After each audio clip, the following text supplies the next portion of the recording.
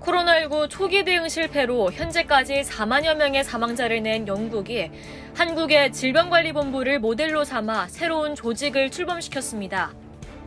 팬데믹에 제대로 대응하기 위해선 한국의 시스템을 배워야 한다는 것입니다. 영국 보건복지부는 18일 성명을 통해 공중보건보호와 전염병 대응 역량에 초점을 맞춘 국립보건원을 세워 즉각 운영에 들어간다고 밝혔습니다. 국립보건원은 기존 잉글랜드 공중보건국, 국민건강서비스 검사 추적기구, 공동바이오보안센터 등을 하나의 지휘체계 아래 통합한 조직입니다. 기존에 있던 공중보건국은 코로나19와 같은 비상사태에 대비한 조직이었지만 이번 사태에서 지역사회에 대한 검사와 추적에 실패한 데 이어 마스크와 개인보호 장비를 제대로 확보하지 못해 거센 비판을 받은 바 있습니다. 신설된 국립보건원은 전염병은 물론 생물학 무기 대응 등에도 초점을 맞출 계획입니다.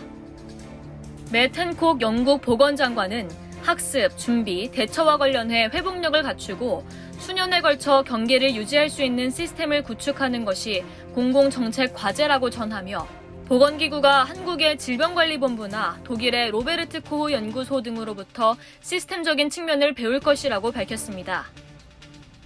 이어 이들 보건기구는 팬데믹 대응에 우선 초점을 둔다며 우리가 테러리즘 예방과 금융 안정성 보호를 위해 어떻게 일하는지 생각해 봐야 한다. 팬데믹 대처도 마찬가지라고 강조했습니다. 앞서도 영국은 자국의 한국의 방역관리 시스템을 소개하며 해수욕장 방역, 드라이브스루 검사 방식 등을 모범 사례로 꼽은 바 있습니다. 영국 공영방송 BBC는 10일 한국 해수욕장에서 코로나 바이러스 예방이라는 제목의 기획기사에서 강릉 경포해수욕장의 방역 노하우를 보도했습니다.